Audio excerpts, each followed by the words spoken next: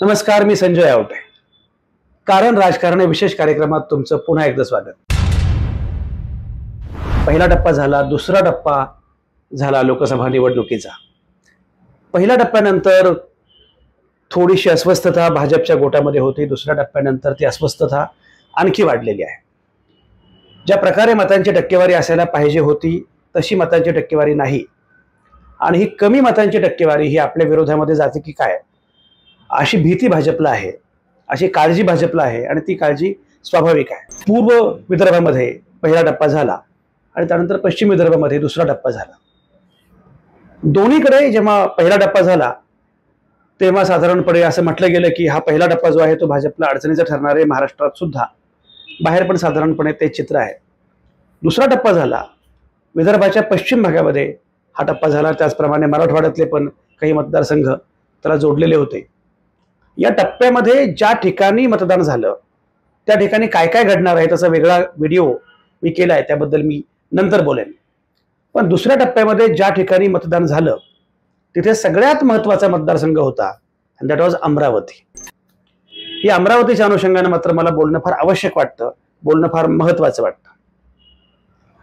अमरावतीमध्ये काय होईल म्हणजे काय झालं की मध्यंतरी काही दिल्लीचे पत्रकार माझ्याकडे आले होते, काही उत्तर भारतातले आणखी काही वेगळे पत्रकार माझ्याकडे आले होते, आणि त्या पत्रकारांशी बोलताना माझ्या हे लक्षात आलं की त्यांना अमरावतीची गंमत समजलेली नाहीये. त्यांना टिपिकल असं वाटतं की 3 उमेदवार आहेत म्हणजे पारंपरिक अर्थाने मतांचं विभाजन होईल आणि भाजपला फायदा होईल. साधारणपणे एकास एक लढत असेल तर भाजपला त्रासदायक ठरते, आणि एकास एक लढतीमध्ये जेव्हा तिसरा उमेदवार येतो आणि तो तगडा असतो तेव्हा त्याचा फायदा साधारणपणे भाजपला होतो, असं आपण बघितलेलं आहे. 2019च्या लोकसभा निवडणुकीमध्ये वंचित बहुजन आघाडीच्या निमित्तानं आपण हे पाहिलेलं आहे. पण अमरावतीचं मॉडेल मात्र वेगळं आहे. अमरावतीची निवडणूक वेगळी आहे आणि म्हणून ते समजून घेतली पाहिजे. सगळ्यात पहिल्यांदा अभिनंदन केलं पाहिजे नवनीत राणांचं यासाठी, कारण त्या पहिल्या होत्या ज्यांनी सांगितलं मोदींची हवा आहे अशा फुग्यात राहू नका. असं भारताला सांगणारा पहिला माणूस कोण असेल, पहिली व्यक्ती कोण असेल, दॅट वॉज नवनीत राणा. त्यांनी आपल्या कार्यकर्त्यांना उद्देशून जाहीर भाषणामध्ये सांगितलं, म्हणजे स्क्रीनवर तुम्ही तो व्हिडिओ बघू शकता, तो व्हिडिओ आहे सुद्धा. तो व्हिडिओ खरं म्हणजे त्या व्हिडिओमध्ये लक्षात येतं की नवनीत राणा नेमकं काय म्हटलेले आहेत. ते असं म्हटलं की नरेंद्र मोदींची हवा आहे अशा फुग्यात राहू नका. एक लक्षात घ्या, 2019 मध्ये एक उमेदवार अपक्ष असताना, निर्दलीय असताना निवडून आली होती, त्या कोण? नवनीत राणाच. नवनीत राणा 2019 मध्ये निर्दलीय अपक्ष उमेदवार म्हणून निवडून आल्या, खासदार झाल्या, हे खरं आहे. पण मुळामध्ये तेव्हा त्यांना काँग्रेसचा आणि प्रामुख्यानं राष्ट्रवादी काँग्रेसचा पाठिंबा होता, हे विसरून चालणार नाही. काँग्रेस किंवा राष्ट्रवादी काँग्रेस यांचा पाठिंबा नसता तर नवनीत राणांना 2019 मध्ये अजिबातच जिंकता आलं नसतं, यामध्ये काही शंका नाही.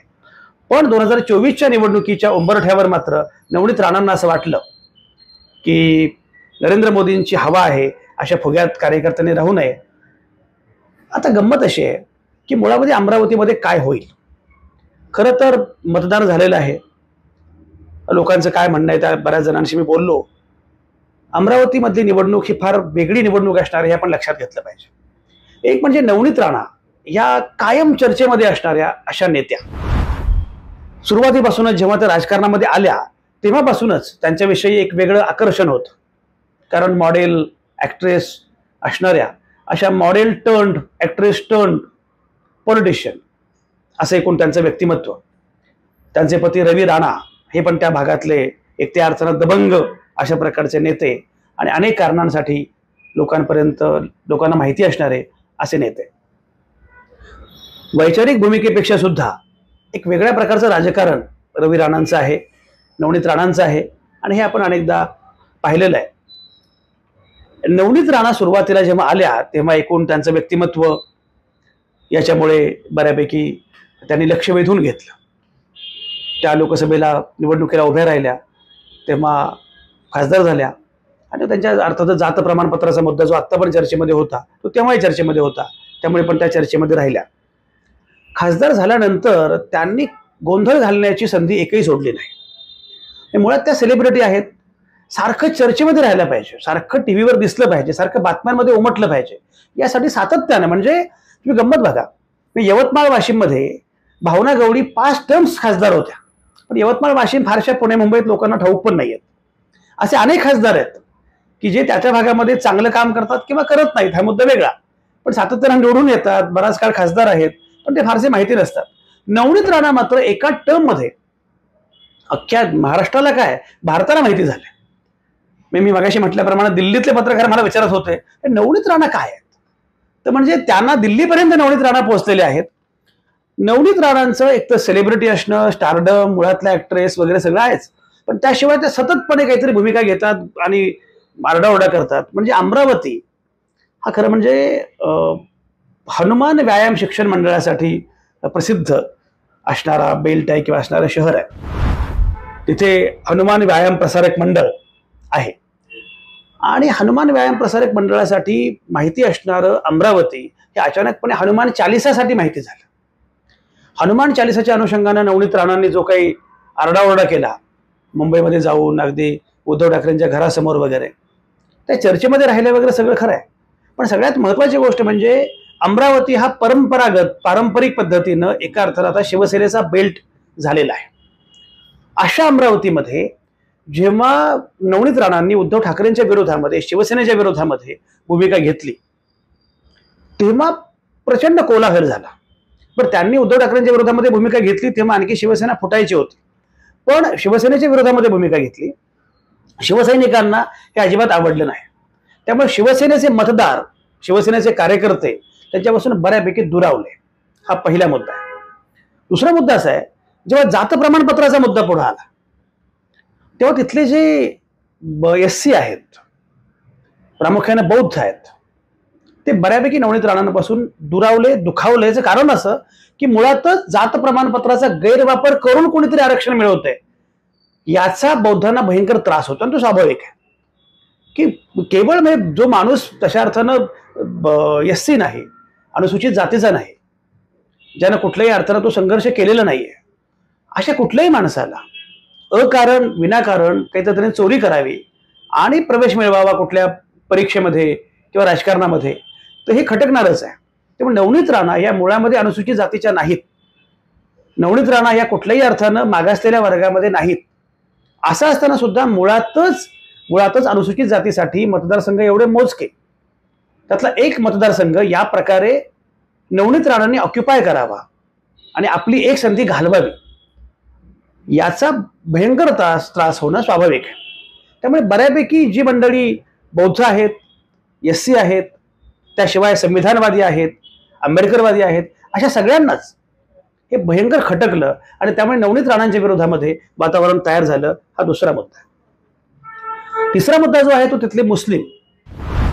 हनुमान चालिसाच्या अनुषंगानं ज्या प्रकारचं वातावरण तयार करायचा प्रयत्न झाला तो फारच वाईट होता आणि एका अर्थानं हिंदू विरुद्ध मुस्लिम अशा प्रकारचा नॅरेटिव्ह तयार करणारा होता, धर्मांध पद्धतीचा मुद्दा होता. आणि त्यामुळे या प्रकारचं राजकारण करणारे नेते अर्थातच मुस्लिमांना अमान्य असतात. खरं म्हणजे असे नेते सर्वांनाच अमान्य व्हायला पाहिजेत, हा मुद्दा वेगळा, पण मुस्लिमांना भीती पण वाटते, असुरक्षित वाटतं की हे काय चाललेलं आहे. हनुमान चालिसाला विरोध कोणाचाच नाहीये, पण ज्या प्रकारे त्याचा आवाज केला जातो, ज्या प्रकारे गोंधळ घातला जातो, त्यानंतर मात्र अशी भीती वाटायला लागते की अरे धर्म रस्त्यावर का आणता तुम्ही. त्यामुळे ही जी काही गोष्ट आहे ही गोष्ट लोकांना आवडली नाही. या 3 गोष्टींमुळे साधारणपणे हे घटक दुरावले, हा एक भाग आहे. दुसरा मुद्दा असा आहे की मुळामध्ये अमरावती हा जो परिसर आहे, म्हणजे नवनीत राणांचं व्यक्तिमत्व फक्त चर्चेमध्ये आहे, पण अनेकांना हे माहिती नाहीये की अमरावतीमध्ये मेळघाट येतं. अमरावतीचा जो लोकसभा मतदारसंघ आहे त्यामध्ये जे विधानसभेचे मतदारसंघ आहेत ते कुठले कुठले आहेत? बडनेर आहे, अमरावती आहे, तिवसा आहे, दर्यापूर आहे, मेळघाट आहे आणि अचलपूर आहे. आता हे जे मतदारसंघ आहेत त्याच्यामध्ये बडनेराचे आमदार आहेत रवी राणा. अमरावती बडनेरा हे अगदी लागून आहेत. जे कधी अमरावतीला गेले असतील तर माहिती असेल की अमरावतीमध्ये रेल्वे स्टेशन नाही आहे, पण तुम्हाला रेल्वेनं अमरावतीला जायचं असेल तर तुम्हाला बडनेराला जावं लागतं आणि बडनेराला जायचं रेल्वेनं आणि मग बडनेरावरून अमरावतीला यायचं. असं अगदी तसं जुडी गावच आहेत, अगदी शेजारीच आहेत, पण बडनेरा हा वेगळा मतदारसंघ आहे. त्याचे रवी राणा हे आमदार आहेत. अमरावतीमध्ये सुलभा खोडके हे आमदार आहेत, त्या काँग्रेसच्या आहेत. रवी राणा अपक्ष आहेत, सुलभा खोडके या काँग्रेसचे आहेत. त्यांचे पती संजय खोडके हे अजित पवारांचे फार लाडके, ते कायम अजित पवारांसोबत असतात. तर तुम्ही टीव्हीवर कधी चुकून अजित पवारांची अशी फाईल व्हिज्युअल्स असतात ना, चुकून बघितली ना, तर किमान 4 व्हिज्युअल्स पैकी 2 व्हिज्युअल्स मध्ये संजय खोडके दिसतात. एवढे संजय खोडके हे त्यांच्या प्रचंड जवळचे असतात. संजय खोडके अजित पवारांसोबत आहेत, सुलभा खोडके मात्र काँग्रेससोबत आहेत.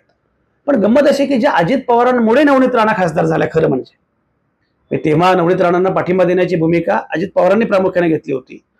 त्या नवनीत राणांनी नंतर अजित पवारांची, राष्ट्रवादी काँग्रेसची साथ सोडली, ते भाजप सोबत गेल्या, हे ठीक आहे. पण आता जेव्हा महायुतीच्या उमेदवार म्हणून त्या उभ्या आहेत, भाजपच्या उमेदवार म्हणून त्या उभ्या आहेत, कमळ या चिन्हावर त्या उभ्या आहेत, तेव्हा बाकी सगळ्या नेत्यांचे चेहरे पोस्टर्सवर आहेत, पण त्यामध्ये अजित पवार नाही आहेत. आमचे मित्र आहेत अमोल मिटकरी नावाचे, तर खूप त्रास झाला याचा. ते असे खूप संतापतात, त्यांचं वक्तृत्व असं छान आहे आणि त्यांना असं राग झाला ना की आवरत नाही की बाकी सगळं ठीक आहे, म्हणजे तुम्ही महायुतीचे आहात, मी पण महायुतीमध्ये आता आलेलो आहे, इथपर्यंत ठीक आहे, पण अजित पवारांचा फोटो पोस्टरवर का नाही, असं ते इतकी निरागसपणे भडकलेले होते ना, की त्यांचा तो संताप मला फार छान वाटला. की संताप यावा अशा एवढ्या गोष्टी असताना अमोल मिटकर यांना याचा संताप आला. पण मजा अशी की त्यामुळे संजय खोडके हे कोणासोबतच नाही आहेत, म्हणजे ते अजित पवारांच्या सोबत नाहीत, म्हणजे ते अजित पवारांच्या सोबत आहेत पण त्या या प्रचारात कोणासोबतच नाहीयेत. सुलभा खोडके काँग्रेसच्या आहेत पण त्या इथे दिसत नाहीयेत, त्यामुळे हे दोघेही या प्रचारामध्ये उतरलेलेच नाहीयेत. दिवसामध्ये यशोमती ठाकूर आहेत. यशोमती ठाकूर एक बुलंद नाव आहे, काँग्रेसच्या फार महत्वाच्या नेत्या, आमदार, माजी मंत्री, काँग्रेस पक्ष संघटनेमध्ये दबदबा असणाऱ्या आणि अगदी राहुल ब्रिगेडच्या थेट सदस्य असणाऱ्या यशोमती. म्हणजे मला दिल्लीच्या एक पत्रकार सांगत होत्या, तर ताईंची फार जादू आहे म्हणे तिकडे, ताईंचा दबदबा आहे. यशोमती ताई, तर यशोमती ताई हे फार महत्वाचं प्रकरण आहे या मतदारसंघातलं. आणि यशोमती ठाकूरांनी फार नीटपणे व्यूहरचना केलेली आहे या पूर्णपणे निवडणुकीची. त्या दिवसाच्या आमदार तर आहेतच, काँग्रेसच्या आहेत आणि त्यांनी या निवडणुकीमध्ये सगळी मोर्चे बांधणी व्यूहरचना करण्यामध्ये यशोमती ठाकूर या फारच आघाडीवर आहेत. किंवा असं म्हणता येईल की यशोमती ठाकूर आघाडीवर असल्यामुळेच कदाचित राहुल गांधींची सभा अमरावतीमध्ये मिळू शकली आणि अमरावतीमध्ये राहुल गांधींची सभा ही फारच निर्णायक ठरू शकते असे कोणत्या सभेकडे बघितल्यानंतर अनेकांचं म्हणणं आहे. खुद्द बळवंत वानखेडे जे आता लोकसभेला उभे आहेत, ते दर्यापूरचे आमदार आहेत. मेळघाट, मी मगाशी उल्लेख केला की मेळघाट म्हणजे अक्षरशः एक काळ असा होता की कुपोषणाच्या निमित्तानं मेळघाट माहिती असायचा. तिथे मेळघाटामध्ये अनेक प्रश्न आहेत, कुपोषणाचा आहे, पाण्याच्या टंचाईचा प्रश्न आहे. आता बोलता बोलता मुद्दाम तुम्हाला दाखवतो मी स्क्रीनवर तो व्हिडिओ आणि ते सगळे फोटो. पाण्याची एवढी भयंकर टंचाई आहे, म्हणजे बाकी तुम्ही हनुमान चालीसा वगैरे गप्पा मारण्यापेक्षा जर हनुमान उडी घ्या आणि ते विहिरीमध्ये उडी मारा म्हणावं खासदारांना आणि आमची घागर भरून वर आला. म्हणजे तुम्ही हा व्हिडिओ बघा, म्हणजे त्या बाई अक्षरशः त्या घागर खाली घालतायत, त्याच्यामध्ये त्या विहिरीमध्ये इतकी खोल चालले घागर, पण पाणीच नाहीये, पाणी विहिरीमध्ये नाहीये, पाणी फक्त डोळ्यात आहे. अशा वेळी जर तुम्हाला खरंच हनुमान उडी मारायची असेल ना, तर उडी मारा त्या विहिरीमध्ये आणि पाणी घ्या आणि पाणी आम्हाला द्या, ती संजीवनी आमच्यासाठी. अशी अवस्था मेळघाटात आहे. तर मेळघाटामध्ये भयंकर संताप आहे या सगळ्या गोष्टींच्या अनुषंगानं. त्यांचे प्रश्न वेगळे आहेत, कारण नसताना धर्माच्या मुद्द्यावर आम्हाला अडकवू नका, असा पण एक महत्वाचा मुद्दा मेळघाटाचा आहे. तिथेच अचलपूर आहे, अचलपूरमध्ये अर्थातच बच्चू कडू हे आमदार आहेत. आता मजा अशी या निवडणुकीमध्ये, मी मगाशी म्हटल्याप्रमाणे आत्तापर्यंत इथे शिवसेनेचा बऱ्यापैकी गड जवळपास 1996 पासून होता. म्हणजे अनंत गुढे हे 1996 मध्ये खासदार झाले, त्यानंतर रासू गवई 1998 झाले, पण त्याच्यानंतर पुन्हा आनंद गुढे पुन्हा झाले 2 टर्म्स, आणि मग आनंदराव अडसूळ हे खासदार झाले. म्हणजे आनंदराव अडसूळ, अनंत गुढे यांनी जवळपास 1996 पासून हा गड आपल्याकडे ठेवला. 2019 मध्ये मात्र तो गड जो आहे तो जिंकला नवनीत राणांनी. आता जी निवडणूक जी आहे त्याच्यामध्ये नवनीत राणा आहेत. नवनीत राणांच्या विरोधामध्ये बळवंत वानखेडे हे विद्यमान आमदार आणि आता लोकसभेला उभे असणारे असे बळवंत वानखेडे. तर बळवंत वानखेडे हे उभे आहेत लोकसभेला नवनीत राणांच्या विरोधामध्ये, ते काँग्रेसचे आहेत. आणि अर्थातच बच्चू कडूंचा उमेदवार आहे दिनेश बुप, आनंदराज आंबेडकर हेही तसे रिंगणात आहेत, पण एकूण ते दखलपात्र असतील असं वाटत नाही. एक लक्षात घ्या की मुळात 6 विधानसभेचे मतदारसंघ आहेत तिथे अमरावतीमध्ये. त्यापैकी आत्ता अशी अवस्था आहे की 2 मतदारसंघ हे बच्चू कडूंकडे आहेत, म्हणजे प्रहारकडे आहेत. 2 जे आहेत ते आहेत बच्चू कडूंकडे, अर्थ मी सांगितलं. 2 आहेत ते काँग्रेसकडे आहेत. 2 मतदारसंघ काँग्रेसकडे आहेत. त्याच्यानंतर 3 मतदारसंघ काँग्रेसकडे आहेत खरं म्हणजे, सुरभा खोडके, यशोमती ठाकूर, बळवंत वानखेडे, आणि एक जो आहे तो इंडिपेंडंट आहे. म्हणजे गंमत बघा, म्हणजे आता रवी राणा भाजप सोबत आहेत असं म्हटलं ते वगळले, आता भाजप सोबत एकही आमदार नाही. कागदावर 5ही आमदार हे भाजपच्या विरोधामध्ये आहेत. जे बच्चू कडू हे प्रहारचे अध्यक्ष, जे बच्चू कडू हे महायुती सोबत होते आहेत खरं म्हणजे, अगदी गुवाहाटीला पण ते गेले, पण आता मात्र ते भाजपच्या विरोधामध्ये, किंवा भाजपच्या नाही, नवनीत राणांच्या विरोधामध्ये आहेत. त्यांचं आणि रवी राणांचं काहीतरी व्यक्तिगत भांडण आहे. नवनीत राणांचं व्यक्तिगत भांडण आहे. काहीही करून नवनीत राणांना पराभूत करायचं असा त्यांचा मुद्दा आहे. त्यामुळे आता ते विरोधामध्ये उभे आहेत. पण दिनेश बुब हेही जोरदार उमेदवार आहेत. बळवंत वानखेडे हे तर तगडे उमेदवार आहेतच. आता अशा अवस्थेमध्ये नवनीत राणांना एवढं मोठं आव्हान उभं राहिलेलं आहे. नवनीत राणांची नक्की अडचण काय आहे? एक महत्वाचा मुद्दा लक्षात घ्या. नवनीत राणा खासदार झाल्या, पण नवनीत राणांनी नको त्या विषयांमध्ये काम केलं, नको ते विषय मांडले, आवाज केला, खूप नॉईज केला, गोंधळ घातला. लोकांना प्रत्यक्ष ग्राउंडवर काही कामं हवी असतात. आणि तुम्ही बघितलं, सगळे चांगले कर्तबगार आमदार खासदार जे असतात ना, ते राज्य पातळीवर मुद्दे मांडतात, सगळं करतात, पण आपापल्या मतदारसंघामध्ये काम करतात. मी मगाशी म्हटलं की मेळघाटमध्ये पाणी टंचाईचा मुद्दा आहे. शेतकऱ्यांचा सगळ्यात महत्वाचा मुद्दा आहे अमरावतीमध्ये. अमरावतीमध्ये शेतीच्या अनुषंगानं एवढे मुद्दे आहेत, पण एकही मुद्दा यांनी मांडला तर नाहीच. पण 5 वर्षामध्ये काही काम केलं नाही. हा व्हिडिओ बघा, हा व्हिडिओ बघा. या व्हिडिओमध्ये जेव्हा नवनीत राणा गेल्या तिथे भेटायला, तेव्हा शेतकऱ्यांनी त्यांना अक्षरशः म्हणजे त्यांची भंबेरी उडाली, इतके प्रश्न विचारले. शेवटी त्यांना पळ काढावा लागला त्या सभेतून किंवा त्या बैठकीमधून. कारण जाईल तिथे शेतकरी हा प्रश्न विचारत होते, तुम्ही केलं काय? तुम्ही फक्त छान दिसता, छान येता, बोलता, गप्पा मारता, पडद्यावर दिसता, सगळं करता, पण तुम्ही आमच्यासाठी केलं काय? हा सगळ्यात महत्वाचा प्रश्न होता. आणि त्यामुळे मला असं वाटतं की हा मुद्दा नवनीत राणांच्या प्रचंड विरोधामध्ये जाणार आहे, हे लक्षात घेतलं पाहिजे. एक तर बघा, म्हणजे मुळात 2019 मध्ये राष्ट्रवादीच्या पाठिंब्यावर निवडून आल्या, अवघ्या काही दिवसांमध्ये भाजपसोबत गेल्या. राज्यात महाविकास आघाडीचं सरकार आलं, त्याच्यानंतर उद्धव ठाकरेंवर त्यांनी जी बेभान टीका केली, हा मुद्दा आहे. आता याच्यामध्ये एक आणखी मुद्दा आहे. मेळघाटमध्ये त्यांनी केलं काहीच नाही, पण मेळघाटमध्ये आपण काहीतरी करतोय हे दाखवण्यासाठी त्यांनी साड्या वाटल्या. पण साड्या ज्या आहेत त्या साड्या त्याच्यामुळे वेगळाच मुद्दा झाला, कारण त्या साड्या एवढ्या पारदर्शक होत्या, ट्रान्सपरंट, की तिथल्या बायका म्हटल्या की हे साड्या आहेत का मच्छरदाणी आहे, अशी साडी आम्ही नेसू का? तेव्हा रवी राणांनी असं स्पष्टीकरण दिलं की ही साडी माझी आई नेसते, याच्यामध्ये काही गैर नाहीये, अशा काही त्या पारदर्शक नाही, त्या साड्याच आहेत वगैरे. पण त्या साड्यांची होळी झाली आणि ते प्रकरण आणखी तापलं. म्हणजे त्या साड्या दिल्यामुळे उलट पक्षी आणखी त्रास झाला. अशा अनेक संदर्भांमध्ये त्यांच्या अनुषंगाने आणखी एक मुद्दा आहे. महिला दिनाला एका विधवा महिलेचा त्यांनी व्यवसाय उद्ध्वस्त केला, अशा प्रकारची एक व्हिडिओचे खरं म्हणजे, तो व्हिडिओ पण तुम्ही बघू शकता. ही जी महिला आहे ती राणांच्या मालकीच्या DPS स्कूलच्या समोरच्या शासकीय जागेमध्ये व्यवसाय करत होती. तिने अतिक्रमण केलं होतं हे खरं आहे, पण विधवा महिला आहे किंवा गरजू महिला आहे, ती जागा जी आहे ती राणा दाम्पत्याला पाहिजे होती आणि म्हणून त्यांनी प्रशासनावर दबाव आणला आणि व्यवसाय बंद पाडला. त्याची बरीच चर्चा झाली. त्यावर राणा दाम्पत्याने स्पष्टीकरण दिलं, पण त्यावर चर्चा बरी झाली की तुम्ही अशा प्रकारच्या गरजू लोकांचे व्यवसाय बंद करता, अशा प्रकारच्या गरजू लोकांना त्रास देता. हा पण मुद्दा तेवढाच महत्वाचा आहे. आता दुसरं असं की त्यांच्या जात प्रमाणपत्राचा जो मुद्दा आहे, तर जात प्रमाणपत्राच्या मुद्द्यावर उच्च न्यायालयाने निकाल दिला होता.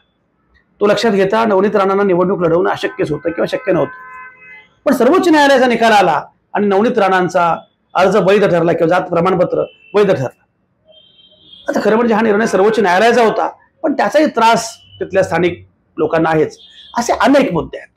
त्यामुळे नवनीत राणांना विरोध होणार याच्यामध्ये काही शंका नाही. आता दुसरा मुद्दा असा आहे की जर नवनीत राणांना विरोध होणार असं आपण म्हणतोय, पण नवनीत राणांच्या विरोधामध्ये 2 उमेदवार आहेत, तर दोघेही तगडे आहेत. बळवंत वानखेडे ज्यांचे 3 आमदार आहेत काँग्रेसचे, आणि 2 आमदार जे आहेत ते बच्चू कडूंचे आहेत, दिनेश बुब ते पण तगडे आहेत. तर या दोघांचं विभाजन होईल आणि नवनीत राणांना फायदा होईल असं म्हटलं जातं, असं बाहेर वाटतं. अमरावतीमध्ये असं कोणाला वाटत नाही. याचं एक थोडंसं वेगळं कारण आहे, ते कारण जरा नीट समजून घेतलं पाहिजे. अमरावती हा आरक्षित मतदारसंघ आहे अनुसूचित जातीसाठी. तिथे आता नवनीत राणा उभे आहेत. मी म्हटल्याप्रमाणे मागे आनंदराव अडसूळ होते. आता मुळामध्ये गंमत अशी झालेली आहे की नवनीत राणा जे आहेत, नवनीत राणांच्या विरोधामध्ये बळवंत वानखेडे हे तगडे नेते उभे आहेत काँग्रेसचे. बळवंत वानखेडे बौद्ध आहेत. एक साधारणपणे असं अमरावतीमध्ये एक आहे, ते रासू गवईंच्या निवडणुकीच्या अनुषंगाने हे अनेक वेळा पाहिलेलं आहे. साधारणपणे सवर्ण मंडळी अशा आरक्षित जागेवर अमरावतीमध्ये हे दिसतंय, बौद्ध उमेदवाराला शक्यतो टाळतात आणि बौद्धेतर उमेदवाराला पसंती मिळते. त्यामुळे जर बौद्ध उमेदवार असेल तर बौद्धांची मतं मिळतातच, तो प्रश्न नाहीये. बौद्धांची मतं मिळतात, कदाचित मुस्लिमांची मतं सुद्धा मिळतात. पण जो एक सवर्ण वर्ग आहे तो वर्ग मात्र, त्याला हे माहिती आहे की सगळे उमेदवार आरक्षितच आहेत, सगळे उमेदवार अनुसूचित जातीचेच आहेत, पण त्यातही शक्यतो बौद्धांना मतं मिळत नाहीत, असा एक ट्रेंड आहे अमरावतीमध्ये. तो लक्षात घेता दिनेश बुब उतरलेले आहेत. म्हणजे उलट पक्षी नवनीत राणा विरुद्ध बळवंत वानखेडे हा मुकाबला थेटपणे झाला असता तर कदाचित बळवंत वानखेडेंपेक्षा नवनीत राणांना फायदा जास्त झाला असता. कारण बळवंत वानखेडे नकोत म्हणून काही समाज समूहांनी नवनीत राणांना मत दिलं असतं. पण आता मात्र नवनीत राणा नकोय हे खरं आहे, पण बळवंत वानखेडेंना सुद्धा आम्हाला मत द्यायचं नाही तर हरकत नाही, त्यांना दिनेश बुब हा पर्याय आहे. आता असं जर असेल तर बळवंत वानखेडेंची जी मतं आहेत ती मतं एक गठ्ठा आहेत. त्यामध्ये प्रामुख्याने मुस्लिम आहेत, त्यामध्ये आदिवासी आहेत, त्यामध्ये अर्थातच बौद्ध आहेत, त्यामध्ये सगळी संविधानवादी जी मंडळी आहेत ती आहेत. काँग्रेसची आपली वोट बँक आहेच अमरावतीची. पंजाबराव देशमुख यांच्यासारखा तगडा नेता ते अमरावतीचे. पंजाबराव देशमुख हे केंद्रामध्ये 10 वर्ष कृषी मंत्री होते, पहिले कृषी मंत्री. म्हणजे गांधी, नेहरू आणि आंबेडकर या तिघांशी थेटपणे संपर्क असणारे नेते म्हणजे पंजाबराव देशमुख. ते गांधीवादी होते, गांधींसोबत होते, स्वातंत्र्याच्या आंदोलनामध्ये होते, नेहरूंसोबत नेहरूंच्या मंत्रिमंडळामध्ये 10 वर्ष कृषी मंत्री होते. एवढंच नाही, बाबासाहेबांसोबत संविधान सभेमध्ये होते. आणि इथलं जे मंदिर आहे अंबादेवीचं मंदिर, त्या मंदिरामध्ये ते मंदिर अस्पृश्यांना खुलं करावं यासाठी जो सत्याग्रह पंजाबराव देशमुखांनी केला तो मुळात बाबासाहेबांच्या प्रेरणेमुळे केला. त्यामुळे तिथे त्यांची गांधी, नेहरू, आंबेडकर या तिघांशी थेटपणे संपर्क असणारे असे पंजाबराव देशमुख. ते पंजाबराव देशमुख काँग्रेसचे अर्थातच. त्यामुळे काँग्रेसचा गड हा आहेच आणि काँग्रेसची वोट बँक सुद्धा मोठ्या प्रमाणात आहे. आता गंमत अशी आहे की काँग्रेसची मूळची वोट बँक जी आहे ती मोठ्या प्रमाणात आहे. यशोमती ठाकूर यांचा आपला एक दबदबा आणि वलय आहे, तो अर्थातच फायदा आहे. 3 मतदारसंघ काँग्रेसकडे आहेतच. काँग्रेसनं मागच्या निवडणुकीमध्ये विधानसभेच्या 3 मतदारसंघ जिंकले होते. काँग्रेसची अवस्था मागच्या निवडणुकीमध्ये काही फार बरी होती असं नाही. 44 जागा काँग्रेसला मिळाल्या होत्या राज्यामध्ये, त्यातल्या 3 जागा या अमरावती मतदारसंघामधल्या होत्या. त्यामुळे या 3 जागा आणि ह्या 3 जागा येण्यामध्ये यशोमती ठाकूर यांचा वाटा मोठा होता. त्यामुळेच त्या मंत्री पण झाल्या. पण आणि त्या मंत्री होणं अपेक्षितच होतं. मुद्दा असा आहे की या प्रकारे काँग्रेसची मुळातच वोट बँक मोठी आहे. निम्मे मतदारसंघ काँग्रेसकडे आहेतच, त्यामुळे ती काँग्रेसची वोट बँक आहे. हा एक भाग आहे. मी म्हटल्याप्रमाणे मुस्लिम एकवटत आहेत, काँग्रेससोबत येत आहेत. बौद्ध आणि अनुसूचित जातीचे बाकी सगळे जे काही मंडळी आहेत की जे सामाजिक न्यायाच्या अनुषंगानं जो मुद्दा राहुल गांधी मांडत होते, SC ST पिछडे, आणि ते असंही म्हणाले की पिछडे हा शब्द मला आवडत नाही. अगदी त्याप्रमाणे दलित हा शब्द मला स्वतःला आवडत नाही. पण आता आपण अनेकदा ते लक्षात यावं या सगळ्या जाती समूहांच्या अनुषंगानं, म्हणून दलित हा शब्द वापरला जातो. पण हे सगळे जे जात समूह आहेत ते काँग्रेससोबत आहेत, याच्यामध्ये काही शंका नाही आहे. आता जे उरलेले आहेत पण त्यांना नवनीत राणा नको आहेत ते कदाचित दिनेश बुब यांच्याकडे जातील. पण बळवंत वानखेडेंची मतं मात्र ठरलेली असतील. आणि नवनीत राणांना मग मतं मिळणार कुठली? याचं कारण बघा, नवनीत राणांची आणखी एक गोची आहे. त्या मागच्या वेळी अपक्ष म्हणून निवडून आल्या, पण त्यांना तेव्हा पाठिंबा दिला होता राष्ट्रवादी काँग्रेसनं. आज राष्ट्रवादी काँग्रेसनं त्यांच्यापासून पाठ फिरवलेली आहे. म्हणजे शरद पवारांची राष्ट्रवादी काँग्रेस सोबत नाहीच आहे, पण अजित पवारांची राष्ट्रवादी काँग्रेस सुद्धा त्यांच्यासोबत नाही. अमोल मिटकरी जे निरागसपणे रागावले, ते केवळ रागावले नाहीत, तर त्याच्यामध्ये संजय खोडके पण सोबत नाहीयेत. त्यामुळे तिथले अजित पवार गटाचे कार्यकर्ते मतदार हे आता त्यांचा प्रचार करत नाहीत.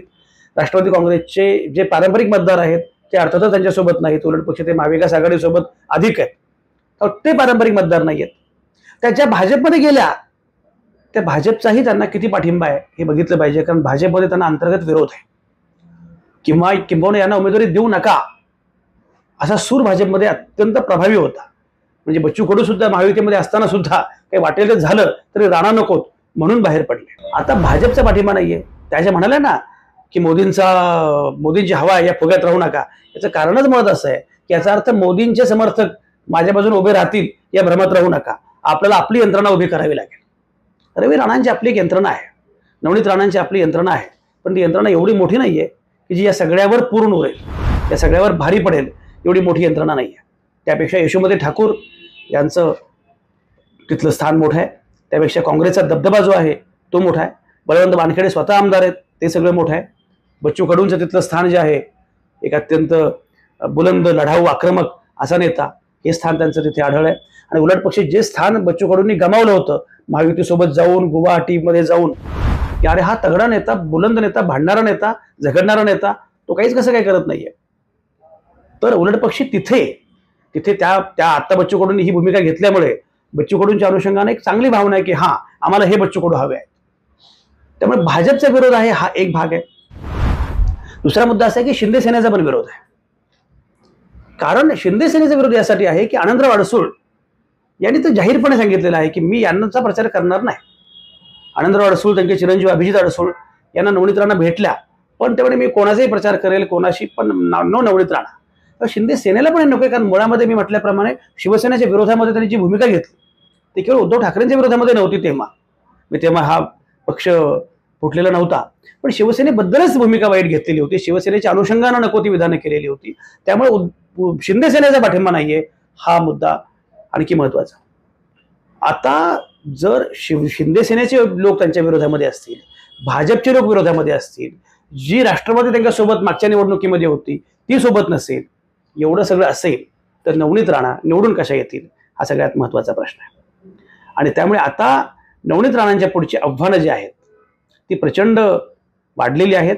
मागच्या निवडणुकीमध्ये नवनीत राणांना 5,10,947 एवढी मतं पडली होती. तेव्हा आनंदराव अडसूळ हे विरोधामध्ये होते. आनंदराव अडसूळांना 4,73,996 एवढी मतं पडली होती.